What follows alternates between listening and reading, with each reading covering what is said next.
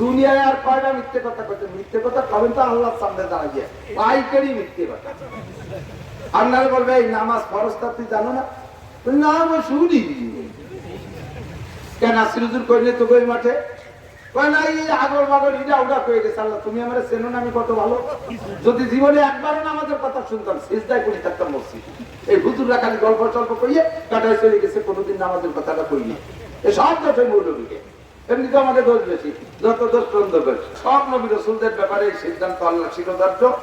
প্রত্যেক নবী রাসূলের জান নেওয়ার আগে আল্লাহ তাআলা জিবরাইল আলাইহিস সালামের মারফত নবীর কাছে প্রস্তাব পাঠায়, আতামুতুম তাহিয়া, আপনি কি আরো বেশ কিছুদিন দুনিয়ায় থাকতে চান নাকি এখন মরার জন্য প্রস্তুত আছেন?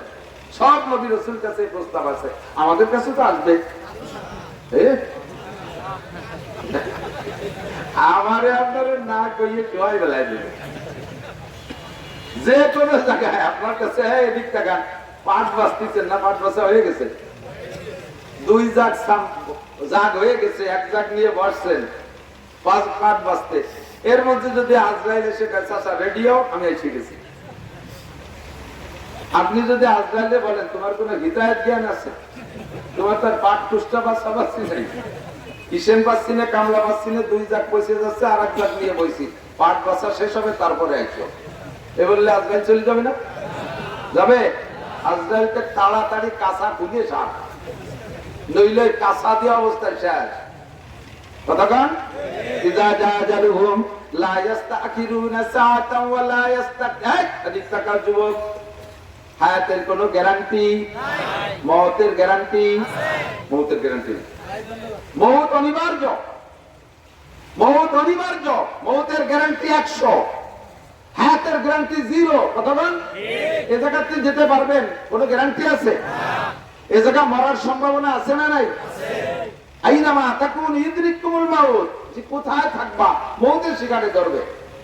ওমা তাদরি নাফসুম মা বিআইয়িন তামুত, কে কোন জায়গা মারা যাবে তাও জানি না। হায়াতের গ্যারান্টি 0, মরণের গ্যারান্টি 100। কথা বলুন ঠিক ঠিক না? 24টা ঘন্টা আমাকে প্রস্তুত থাকতে হবে, যে কোনো জায়গা আল্লাহ তাআলা আমাকে নিয়ে যেতে পারে। তো জিবরিল আলাইহিস সালাতু ওয়াস সালাম মুসা আলাইহিস সালামের কাছে এসে প্রস্তাব দিয়েছে, আপনি মরার জন্য প্রস্তুত নাকি আপনি আরো অনেক দিন বেঁচে থাকতে চান? তো জিবরিল আলাইহিস সালাম জবাব দিলেন, আমি মরার জন্য প্রস্তুত, মরার জন্য প্রস্তুত। যদি বাঁচতে চাই আমাকে কতদিন বাঁচানো হবে সেটা আমি জানি না, সেটা শুনিয়ে আসতে হবে। তো জিবরিল আলাইহিস সালামের উপরে যে শুনিয়ে আসতে তো সময় লাগে না। নবী আলাইহিস সালাতু ওয়াস সালাম মদিনায় যাওয়ার পরে কথার ফাঁকে এসে গেলে বলতে হয় আবার টাকার মতো চলে আসতো, একসাথে অনেকগুলো শিখে নিতে হয়। মদিনায় যাওয়ার পরে এক ইহুদি আইসা হুজুর আলাইহিস সালামকে সামনে বসে, নবী যে নবী কি নবী না এটা পরীক্ষা করার জন্য আসে। ইহুদিরা কিন্তু আগের থেকে আলেম, ইনজিলে তাওরাতের আলেম। তো আয়েশা বলতেছে, ইয়া মুহাম্মদ আইয়ুল বুকাতে ফিদ দুনিয়া হাব্বু ইলাল্লাহ ওয়া আইয়ুল বুকাতে আবগাদু ইলাল্লাহ ফিদ দুনিয়া। মুহাম্মদ তুমি যদি নবী হও তোমাকে আমি নবী বলে স্বীকার করব। আমার এই শর্ত প্রশ্নের জবাব দিতে পারলে বলো তো আল্লাহর দুনিয়ার সবচেয়ে খারাপ জায়গা কোনটা আর সবচেয়ে ভালো জায়গা কোনটা? আপনারাও জানেন, জানেন কি জানেন না? আপনারাও জবাব দিতে পারবেন। তো হুজুর আলাইহিস সালামের মাথার মধ্যে যেটা ছিল হুজুর ওইটা জবাব দেন নাই, হুজুর চুপ করে রয়েছে। দেখি আমি যেটা জানি হয়তো এর চেয়ে ভালো জায়গা থাকতে পারে, আমি যেটা জানি এর চেয়ে খারাপ জায়গাও থাকতে পারে, কাজে আমি এটা বলবো না। আর আল্লাহ পাক আমার সম্পর্কে সার্টিফিকেট দিয়েছেন, মা ইয়ানতিকু আনিল হাওয়া ইন হুয়া ইল্লা ওয়াহয়ুহা। মুহাম্মদ হারগিজ না করতে তা না করতে জিবরাইল, জিবরাইল হারগিজ না করতে তা না করতে রব্বুল। জিবরাইল যতক্ষণ শিখাইয়া না যায় নবী পাক ততক্ষণ কোন বিষয় মুখ খুলেন না, আর জিবরাইল ততক্ষণ বলেন না যতক্ষণ পর্যন্ত আল্লাহর কাছ থেকে না শুনে আসে। এই জন্য নবী পাক চুপ করে আছে, বলছেন না। ইহুদি বলে তাড়াতাড়ি বলো, যদি বলতে না পারো আমি ঘোষণা দেব মুহাম্মদ ভুয়া নবী। জোরে কর না নাউজুবিল্লাহ। আমার নবী হক না বাতিল? বাতিল না হক, ভুয়া না আসল? অনেক ভুয়ারে চাইছি, তবে আমার নবী ভুয়া না। কথা কণ্ঠে কি ঠিক না? আল্লাহু আকবার। এবার নবী চুপ করে বসে আছে, ইতিমধ্যে জিবরাইল আসছে। জিবরাইল এসে কয়, মা তাহজান ইয়া রাসূলুল্লাহ, হুজুর কি চিন্তা করছেন? হুজুর কে সালাল ইহুদি আইয়ুল বুকাতে ফিদ দুনিয়া হাব্বু ইলাল্লাহ ওয়া আইয়ুল বুকাতে আবগাদু ইলাল্লাহ। ইহুদি জিজ্ঞাসা করেছে দুনিয়ার ভালো জায়গা আর মন্দ জায়গা কোনটা? আমি যা জানি তা বলছি না। জিব্রাইল তোমার জানা আছে নাকি বলো। জিব্রাইলকে আমারও যা জানা আছে তাও বলবো না, জাকাতকে শুনিয়ে আসি, হেড অফিসে যাই। হুজুর বলেন জিব্রাইল তুমি যাবা আর আসবা, সময় বেশি লাগলে কিন্তু ইহুদি আমার নামে অপবাদ শুরু করে দেবে। কতক্ষণের মধ্যে আসতে পারবা? জিব্রাইল কাফি তারফাতুল আইন, আপনার চোখের পলক মারতে মারতে চলে আসবো। চোখের পলকে যাবো আর আসবো। আসলে চোখের পলক তো খুবই শর্ট টাইম। এ কথাটা আমরাও যেমন বলি সব সব পরিভাষায় আছে। একজনকে পাঠাইছেন কোন জায়গা, এখানে বাজার, নিকটের বাজার কোনটা? চুঙ্গির মোড়। এই জায়গাতে পাঠাতে চোখের পলকে যাবি আর আসবি। তাহলে তো ওর চোখ টাইনি দিনের মুসুরি দিল, পলক মারবে না। আসলে কি চুঙ্গির মোড় চোখের পলকে যাওয়া আসা সম্ভব? এটা খুব দ্রুত হওয়ার পরিভাষা। তো জিব্রাইল কাফি তারফাতুল আইন, আপনি চোখ বন্ধ করে খুলবেন আর আমার সামনে দেখবেন। বলেই জিব্রাইল রওনা দিয়েছে আর যাইয়া আল্লাহ পাকের কাছ থেকে খবর নিয়ে চলে আসছেন। বলেন সুবহানাল্লাহ। ইহুদি পাশে বসা, জিব্রাইল আসছে একটু হাসতে হাসতে, আনন্দ বেশি বেশি ভাব চেহারার ভিতরে যদি আনন্দ পায়, চেহারার মধ্যে খুশি খুশি ভাব জাহের হয়, ভয় কি হয় না? তো জিব্রাইল হাসি হাসি ভাবে আসলে হুজুর বলেন জিব্রাইল খবর কি যা বল শুনতে পাঠাইছি তাই, তার চেয়ে বেশি নাকি তার চেয়ে বেশি, নাকি তোমার কোনো প্রমোশন হয়েছে, এত খুশি খুশি ভাব কেন? জিব্রাইল কয় হুজুর আমার আনন্দের কারণ হলো আমি অন্যদিন আল্লাহ পাকের কাছে যাইয়া কথা নিয়ে আসি।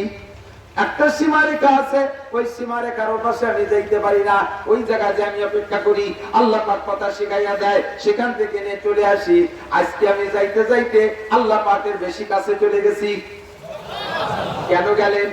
অন্যদিন আসে আজিমে যাওয়ার সময়, আল্লাহর কাছে যাওয়ার সময় আমার দুইটা ডানা দিয়ে উড়াল দিয়ে যাই, আমার দুইটা ডানা দিয়ে উড়াল দেই, আমার দুইটা ডানার গতি এত, শক্তি এত, একবার যদি দুইটা ডানাকে বাড়ি মারি আমি 1 সেকেন্ডে 1,86,000 মাইল পর্যায়। দুই ডানার বাড়িতে 1,86,000 মাইল পথ যাই। আর আজকে ইহুদিরে বসায় রাইখা খবরটা তাড়াতাড়ি আনার জন্য আজকে আমি দুই ডানা ব্যবহার করি নাই, আপনার খবর বার্তা বহনের জন্য আমার 600 ডানাকে একবারে ব্যবহার করেছি। ও ভাই, দুই ডানায় যদি 1,86,000 মাইল যায়, 4 ডানায় কয় কিলো যায়? ওর ডবল না? ডবল। আরে মোটরসাইকেল চালান, 4-5টা গিয়ার আছে না? এক গিয়ার দিলে যতটুক যায়, 2 গিয়ারে কি গতি তার ডবল না আরো বেশি? 3 গিয়ারে 3 গুণ বেশি না আরো বেশি? 4 গিয়ার দিলে মাত্র 1 গিয়ারের 4 গুণ বেশি না বহু গুণ বেশি? 5টা মারে দিলে কি 4-5 গুণ বেশি না সবটুক বেশি? ফাঁকা রাস্তা পাবেন আর পিক আপ মোড়াবেন, খালি চলতে থাকবে, ঠিক না? যদি দুই ডানায় 1,86,000 মাইল যায়, 600 ডানা কত মাইল যায় তা বলার কায়দা নাই। যানবাহন যত দ্রুত গতি হয় তারে ব্রেক করতে করতে ঘষতে ঘষতে সদ্দূর চলে যায়। আরে বাইসাইকেল জায়গায় ব্রেক করা যায়, ভ্যান জায়গায় ব্রেক করা যায়, মোটরসাইকেল একটু সময় লাগে, প্রাইভেট কার ঘষতে ঘষতে চলে যায় 20-30। আর বিমানের গতি বেশি, ও 3 মাইল ওই পাশে ঘুরতে চলে যায় 1.5 কিলোমিটার।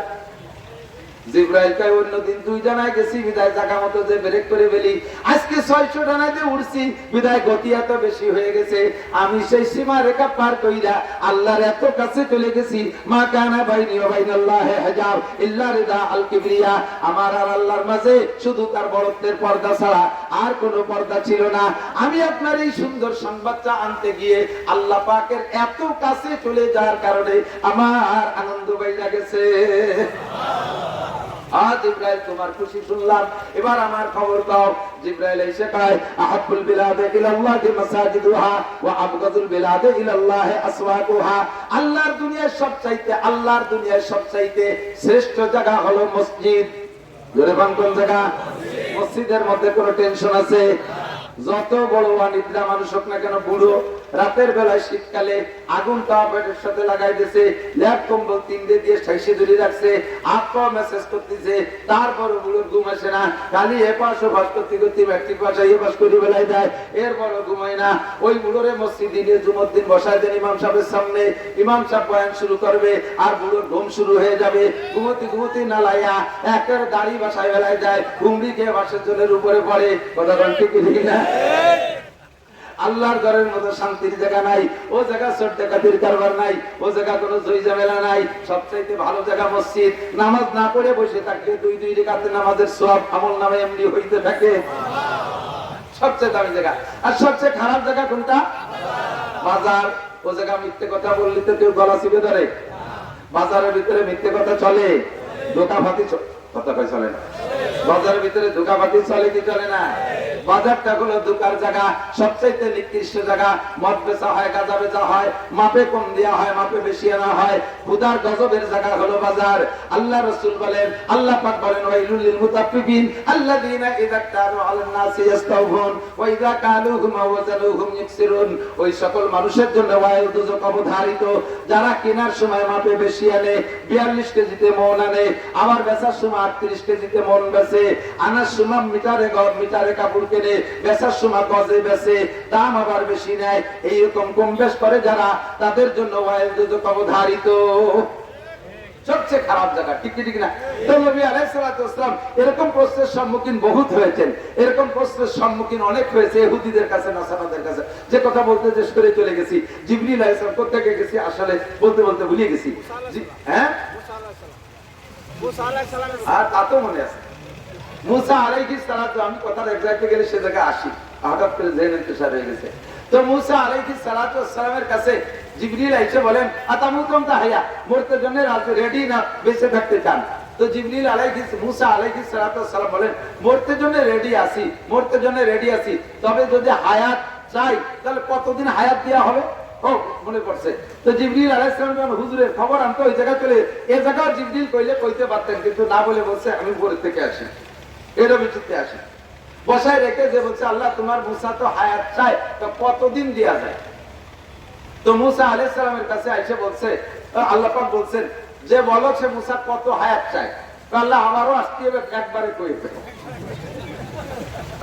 আল্লাহ পাক বলেছেন মুসাকে বলো, তুমি যদি হায়াত চাও তাহলে তোমার গায়ে যত লোম আছে প্রত্যেক লোমের বিনিময়ে 1 বছর করে হায়াত দেওয়া হবে।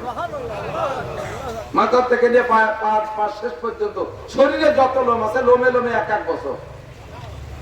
যাক, একটা ব্যবস্থা হলো, একটা হিসাব হলো। আইসে মুসা আলাইহিস সালামকে বলছেন, আপনি যদি হায়াত চান তাহলে আপনাকে এই পরিমাণ হায়াত দেওয়া হবে। তো মুসা আলাইহিস সালাম বললেন, এই পরিমাণ হায়াতের পরে কি হবে? তারপরও মরতে হবে, তারপরেও মরণের থেকে দেখায়নি, কুল্লু নাফসিন যায়কাতুল মউত, সবার মরতেই। আল্লাহু আকবার। এ দুনিয়া সব প্রাণীকে মেরে দিয়ে, আরে আজীব এক ওকেয়া। সেদিন দেখলাম আমার বন্ধু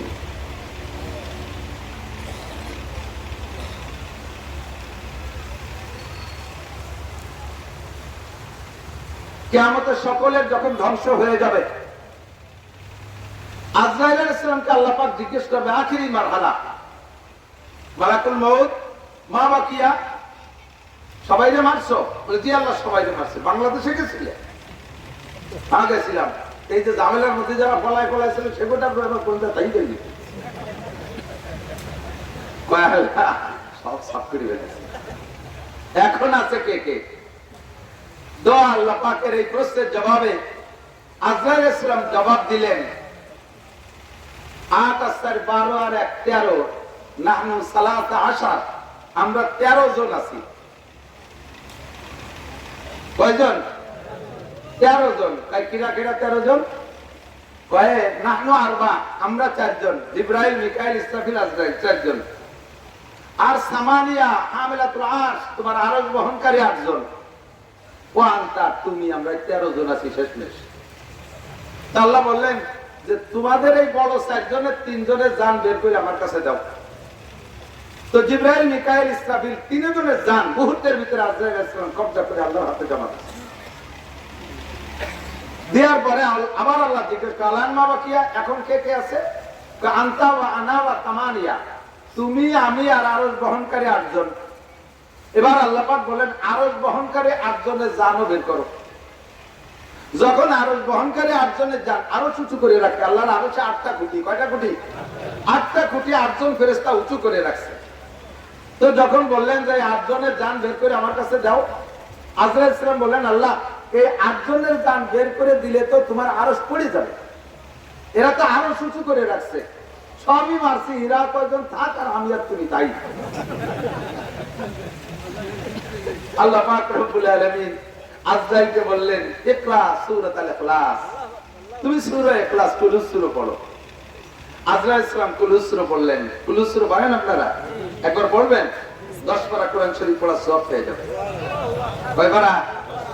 বিসমিল্লাহির রহমানির রহিম। কুল হুয়াল্লাহু আহাদ, আল্লাহুস সামাদ, লাম ইয়ালিদ ওয়া লাম ইউলাদ ওয়া লাম ইয়াকুল লাহু কুফুয়ান আহাদ। জীবন করে পড়েন, তরজমা জানেন না একটু তরজমাটা পড়েন, তরজমা শুনে নেন, তাহলে নামাজের মধ্যে মজা পাবেন। কুল মানে বলো, হু আল্লাহু আহাদ, হুয়া মানে তিনি, আল্লাহ মানে আল্লাহ, বলো তো ওই সেই আল্লাহ। আল্লাহ কুল হু আল্লাহু আহাদ, এক একক, বলো ওই আল্লাহ এক একক। জোরে বলেন আল্লাহ কয়জন? লাউ কানা ফীহিমা আলিয়াতুন ইল্লাল্লাহু লাফাসাদাতা, আল্লাহ একাই হওয়ার উপযুক্ত, একাই হওয়া যুক্তিসঙ্গত। এক জগতে যদি একাধিক আল্লাহ হইতো, আল্লাহ আল্লাহ জ্ঞান জাম বাদাইয়া আমাকে 12টা বাইজা যাইতো।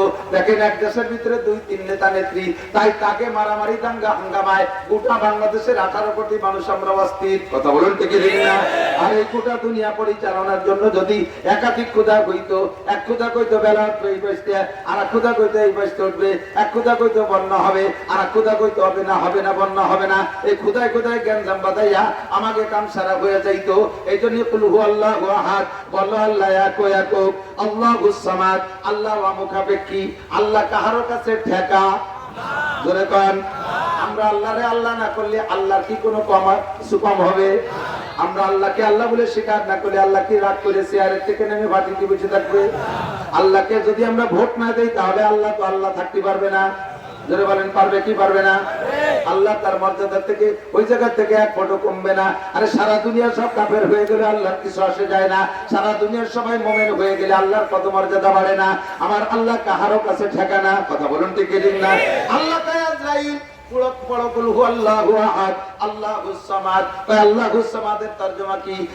তুমি কাহারো কাছে ঠিকানা, তুমি যে আমারে ঠিকা বানাইয়া দিলে, আরশ বহনকারী 8 জনে আমাকে উঁচু করে রাখছে, ওরা সাইডে দিলে আমি পয়রা যাব, তাহলে তো আমি 8 জনের কাছে ঠেকা হয়ে গেলাম। তোমাদের দুনিয়ার দেবদেবীদের মতো আমি না। তোমাদের দুনিয়া অনেকেই জগতে অনেকেই দেবদেবী পূজা করে, তারা যাদেরকে পূজা করে বছরের শেষে তাদের রং উঠে যায়, বর্ষাকালে পানিতে তাদের রং উঠে যায়, বছরের শেষে মিস্ত্রিয়ানের রং দিয়া লাগে। আমি আল্লাহ পাকের রং ওঠে না। আল্লাহ পাকের আল্লাহর সিবগাত আল্লাহে ওমান আহসানু মিনাল্লাহি সিবগা, সিবগা মানে রং। তাই তোমাদের দেবদেবীরও রং আছে, আমি আল্লাহর রং আছে। আমার রং এত ভালো কোনদিন আমার রং ওঠে না। তোমাদের দেবদেবীর রং উঠে যায়। তোমাদের দেবদেবী দুর্বল, বছরের শেষে যে দুর্বল হয়ে যায়, উড়ে যার বয়তে বাসার মধ্যে দিয়ে বাঁশ দিয়ে খাড়া হয়ে রাখা লাগে, এদিক ওদিক দিয়ে বাঁশ বাঁধাই দেওয়া লাগে। আমি আল্লাহর আরশ বহন করতে ফেরেশতা লাগে না, আরে আমার রং করতে ইন্ডিয়াতে মিস্ত্রিয়া না লাগে না। কুল হুয়াল্লাহু আহাদ, আল্লাহুস সামাদ। আজরাইল হতভম্ব হয়ে গেছে, রব্বুল আলামিন আমার একটা অ্যাটাক করে ফেলাইছে, তাহলে তার দেরি করা যায় না। ওই 8 জনের জান একে ধমকে কাইয়া নিয়া আল্লাহ পাকের কাছে জমা দিয়ে দিয়েছে। এবার আল্লাহ কালা আনমা বাকিয়া, এখন কেডা কেডা আছে? কা আনতাওয়ানা, সব শেষ কইরা দিছি তুমি আর আমি, অবশেষে আমি আর তুমি। এবার আল্লাহ কয় তোমার জানটা এবার দাও। আনা হাইয়ুল কাইয়ুম, আমি চিরস্থায়ী চিরঞ্জীব, লা আমুতু ওয়া লা আহইয়া, আমি মরিও না বাঁচিও না। কুল্লু শাইইন আলিমুন ইল্লা ওয়াজহুল্লাহ, সব ধ্বংস হয়ে যাবে, থাকবে শুধু আমি আল্লাহ একা। সব কিছু শেষ করতে হবে, আমি ছাড়া কেউ থাকবে না, সবাইকে শেষ করতে হবে। ও আজরাইল তোমার জান কবজা করো, তোমার জান জমা দাও। আজরাইলকে আল্লাহ আমারও মরতে হবে, আমিও কি মরবো? হ্যাঁ তোমারও মরতে হবে। কেন? তুমি কোরআন শরীফের আয়াত পড়ো, কুল্লু নাফসিন যায়কাতুল মাউত, পড়ো কুল্লু নাফসিন যায়কাতুল মাউত। আজরাইল পড়ছে কুল্লু নাফসিন যায়কাতুল মাউত। বলো এর তরজমা কি? সমস্ত প্রাণী মরণশীল। আজরাইল তুমি কি প্রাণী? আল্লাহ অবশ্যই প্রাণী। তো সব প্রাণী যদি মরণশীল হয়, তোমারও মরতে হবে, তোমার জানটা জমা দাও। আজরাইলের চোখ বড় হয়ে গেছে, আল্লাহ আমারে মারবে কিডা? আমি তো সবাইকে মারলাম। আল্লাহ কয় তোমারে তুমি আত্মহত্যা করবা। সিস্টেম কি? তুমি বুকের উপরে হাত দিয়ে মুঠ করে হাতটারে টান দিবা, বাকিটুকু আমার কাম। বুকের উপরে হাত দিয়ে মুঠ করে টান মারছে, আল্লাহ পাক কয় ওয়াইদা রাদা শাইআন ইয়াকুলা লাহুল কুন ফায়াকুন, আল্লাহ কয় কুন মাইয়াতান, তুমি মরে যাও। বলার সঙ্গে সঙ্গে আজরাইলের হাতের মধ্যে আজরাইলের জান বেরিয়ে আসে। ওই সময় জান বেরোনোর সময় আজরাইল এমন জোরে একটা চিৎকার মারবে, যদি সারা দুনিয়ার সমস্ত প্রাণী বেঁচে থাকতো আজরাইলের মুখের আওয়াজে সব প্রাণী কলিজা পাইটা মারা যাইতো। এত জোরে একটা আওয়াজ বের হবে, প্রমাণ হয় কুল্লু নাফসিন যায়কাতুল মাউত, সব প্রাণী মরবে। ওরে আজরাইলও শেষ হয়ে যাইবে, আমার আপনারও মরণ অবধারিত। ফজরের নামাজ পর্যন্ত বাঁচবো কোনো গ্যারান্টি আছে? যে কোনো সময় চলে যেতে পারি। চোখের সামনে ধমধম করে পড়ে যাচ্ছে, সোনার চান্দি তেলে ডুবু গেল রাস্তায়, আসতো ভ্যানে হয়ে ভ্যানে কইরা লাশ হইয়া। ও দোস্ত, যে কোনো সময় চলে যেতে হতে পারে কি পারে না? এই জন্য 24টা ঘন্টা আমাকে প্রস্তুত থাকতে হবে, ভিতরে থাকতে হবে আল্লাহর ভয়। কার ভয়? আল্লাহর ভয়। আল্লাহর ভয় ভিতরে রাখেন। কুরআন শরীফ 30 পারা কুরআন শরীফ আমাদের জন্য আল্লাহ পাঠিয়েছে, 6666 আয়াত। কত আয়াত? 6666 অথবা 6236, দুই রকমের গণনা আছে। সূরা 114টা অথবা 112টা। সূরা তওবার আগের সূরার নাম কি? মায়েদা। কোন কোন মুফাসসিরিন বলেন মায়েদা আর তওবা একই সূরা, যার কারণে তওবা সূরা তওবা শুরুতে বিসমিল্লাহ নাই। কোন কোন মুফাসসিরিন কিরাম বলেন ফালাক আর নাস এক সূরা, দুইটার একই ধরনের তরজমা। দুইটা সূরার শুরুতে কুল কুল আউযু বিরাব্বিল ফালাক, কুল আউযু বিরাব্বিল ফালাক, মিন শাররি মা খালাক, মিন শাররি গাসিকিন ইযা ওয়াকাব, মিন শাররি নাফাসাতি ফিল উকাদ, মিন শাররি হাসিদিন ইযা হাসাদ। এই সূরা আয়াতগুলোর ভিতরে যে উদ্দেশ্য, যে সমস্ত কথা পরে সূরাতে কুল আউযু বিরাব্বিন নাস, মালিকিন নাস, ইলাহিন নাস, সবগুলো আল্লাহর কাছে পানা চাওয়ার আয়াত। স্বপ্নে পাইছে 11 আয়াত, 2 সূরা। জিবরিল আলাইহিস সালাম মাঝখানে বিসমিল্লাহকে ভাগ করে দিয়েছে, নইলে কেউ কেউ বলেন যে 2 সূরা মিলে 1 সূরা। তো দোস্ত, এই 114 সূরা আয়াত সংখ্যা যাই হোক না কেন, 112 হোক সূরা বা 14 হোক, আর আয়াত সংখ্যা যাই হোক, এই আয়াতের ভিতরে কোরআন শরীফ আমাদেরকে আল্লাহ তাআলা পাঠিয়েছেন রমজান মাসে তিলাওয়াতের। খুব লক্ষ্য করতে হবে, খুব লক্ষ্য। রমজান মাসে শুধু তিলাওয়াতের জন্য নয়, তারাবির নামাজের মধ্যে পড়ার জন্য নয়, যতটুকু পারি নামাজের মধ্যে পড়ার জন্য নয়। আবার বিপদে পড়ে গেলে পারে এক খতম পড়ে দিলাম, আল্লাহ রে, আল্লাহ আমার বিপদ থেকে উদ্ধার করলো। এই মান্নত খতমের জন্য কোরআন শরীফ আসে নাই। মা বাবা মরে গেছে বেহেশতে পাঠানোর জন্য, তিলাওয়াতের মাধ্যমে শুধু কোরআন শরীফ পড়ার জন্য কোরআন শরীফ আল্লাহ পাঠান নাই। কোরআন শরীফ আসছে কি জন্য? হুদাল লিন-নাসি ওয়া বাইয়িনাতিন মিনাল হুদা, গোটা মানব জাতিকে অরিজিনাল মানুষ বানাইয়া, জান্নাতে বসবাস করার মতো যোগ্য ফিগার বানাইয়া, দুনিয়া থেকে জান্নাতের সার্টিফিকেট, জান্নাতের টিকিট হাতে নিয়ে রওনা দেওয়ার মতো একটা যোগ্য মানুষ বানানোর জন্য যেই শিক্ষা সিলেবাস লাগে, ওই সিলেবাস দিয়ে আল্লাহ তাআলা কোরআন শরীফ পাঠাইছে। ব্যক্তি জীবনে যা লাগবে সব কোরআনে আছে, পরিবার জীবনে যা লাগবে তাও কোরআনে আছে। কথা বলেন না কেন? আছে না নাই? সমাজ পরিচালনার জন্য যা লাগবে কোরআনে আছে না নাই? নাকি আমাদের কোনো মাতুব্বারের কাছে ভাড়া করা লাগবে? আছে। ব্যবসা বাণিজ্য অর্থনীতি বিষয়টা কোরআনে আছে না নাই? রাষ্ট্র পরিচালনার নিয়ম কানুন কোরআনে আছে না নাই? আন্তর্জাতিক বিশ্ব জগৎকে পরিচালনা করার যে নিয়ম নীতি লাগবে সবকিছু আল্লাহর কোরআনে কারিমের মধ্যে।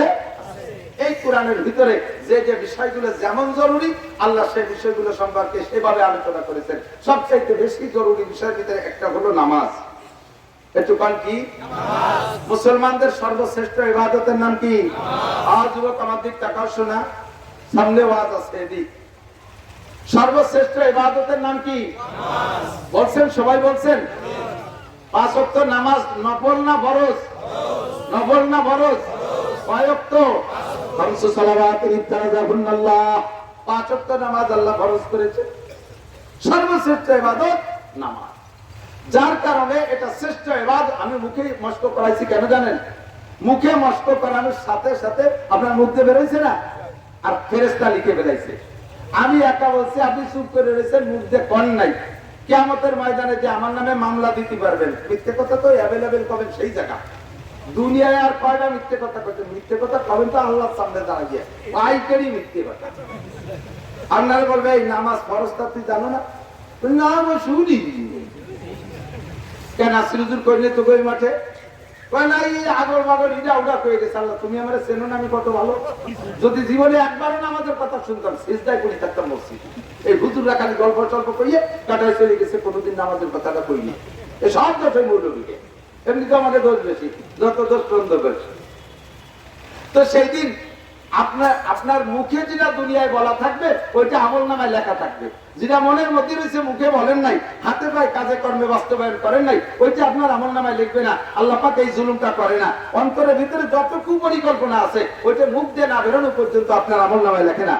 যখন মুখ দিয়ে বের হবে মায়াল ফিজু মিন কাউলিন ইল্লা লাদাইহি রাকিবুন আতীদ, মুখ দিয়ে যে কথা বের হবে ওইটার কাছে কাঁধে থাকা ফেরেশতা লিখে ফেলে। কিরামান কাতিবিন ইয়ালামুনা মা তাফআলুন, সম্মানিত ফেরেশতা আপনি যা করেন সব জানে, যা করেন তা সব জানে, যা বলবেন তা তারা লিখে ফেলে। এই জন্য মুখ দিয়ে বলাইলাম কিয়ামতে আমার নামে যাতে মামলা দিতে না পারেন, আমি বরিউজ জিম্মা হয়ে গেলাম, আমি দায় মুক্ত হয়ে গেলাম। আপনারে মুখ দিয়ে বলাইছি কিয়ামতে আপনি বলবেন আল্লাহ নামাজের কথা আমি শুনি নাই, আল্লাহ পাক বলবেন নোটা বাট উসকুত, কথা মোটে বলবি না, চুপ থাকবি, বাড়াবাড়ি বিয়াদবি যদি করিস নাকটিওয়ালা ওয়াহিক তোর মুখ বন্ধ করে দেব।